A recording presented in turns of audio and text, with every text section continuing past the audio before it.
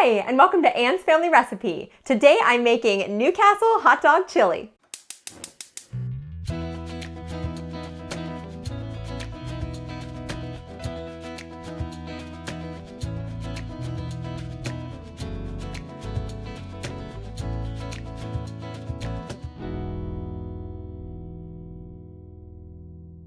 This recipe comes from my husband's family. It's his aunt's mother-in-law's original recipe for hot dog chili. My husband is from Newcastle, Pennsylvania, and they have two notable claims to fame. First of all, they are the fireworks capital of America, and secondly, they are the hot dog capital of the world.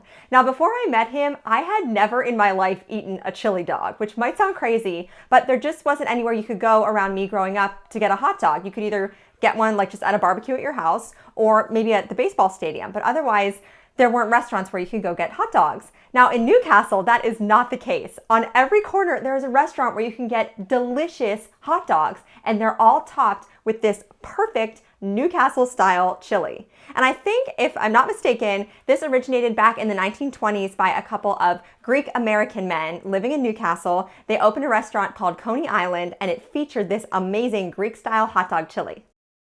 On this particular day, I made half of the original hot dog chili recipe, but I will have the full recipe linked in my description box below. I started by finely dicing half of a medium-sized onion along with a couple cloves of garlic. I minced those finely. And then I sauteed them in a skillet over about medium heat in a tablespoon of olive oil just for a couple minutes until the onion started to soften.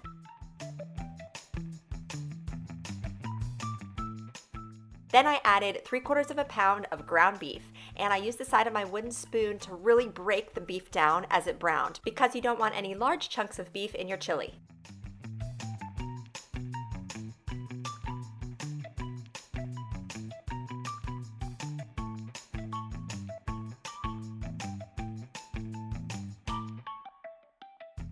Once the ground beef was completely cooked through, I seasoned it up with chili powder and cayenne pepper. Now, this blew my mind. The original recipe called for 3/4 of a tablespoon of cayenne pepper. Now remember, I was having the recipe, but still, I only added about a 1/4 teaspoon of cayenne pepper at most.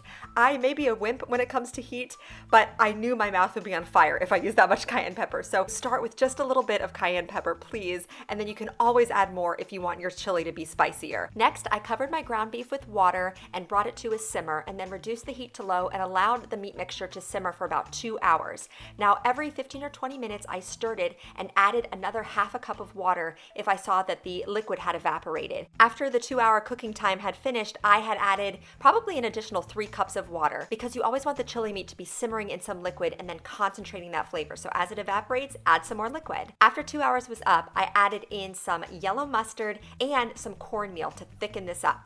Now the original recipe calls for a few tablespoons of cornmeal, but I would just add a little bit at a time, because even though you want to bring the chili together, it's nice to have a little bit of moisture left over. And of course, you can always add a little water to your chili too to thin it out. Just make it your desired consistency. Also at this point, taste your chili, and if you want to season it with a little bit of salt and pepper, go right ahead. Now this chili tastes fantastic over hot dogs, hamburgers, and even French fries. I really hope you give it a try. You are going to love it.